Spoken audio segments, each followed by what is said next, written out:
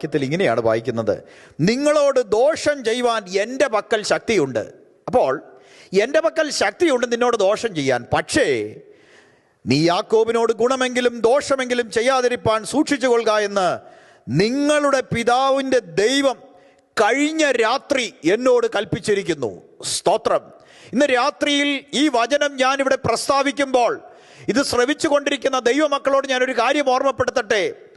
യാക്കോബിനെ പിന്തുടർന്ന് പിടിച്ച് അവൻ അപായം വരുത്തുവാൻ വലിയൊരു സംഘവുമായി 7 ദിവസം പിന്തുടർന്നു കൊണ്ടിരിക്കുന്ന ലാബാനാണ്.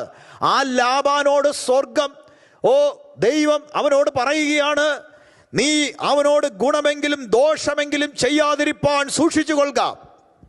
അങ്ങനെയെങ്കിൽ ഇന്ന് രാത്രിയിൽ ദൈവസന്നിധിയിൽ ഉറക്കമിളച്ചിരുന്നു കൊണ്ട് ജീവിതത്തിൽ ചില വിടുതലുകൾക്കും ജീവിതത്തിൽ ചില നന്മകളുടെയും ഉറവിടം തുറക്കപ്പെടേണ്ടതിന് വേണ്ടി പ്രാർത്ഥിച്ചു കൊണ്ടിരിക്കുന്ന ദൈവപൈതലേ, കണ്ണുനീരൊഴുക്കിക്കൊണ്ടിരിക്കുന്ന ദൈവപൈതലേ, ദൈവവചനത്തിന്റെ മുമ്പിൽ ആവലോടെ ഇരിക്കുന്ന ദൈവപൈതലേ, ഇന്ന് രാത്രിയിൽ കർത്താവിന് നമ്മോട് പറയുവാനുള്ള ഒരു ദൂതിതാണ്.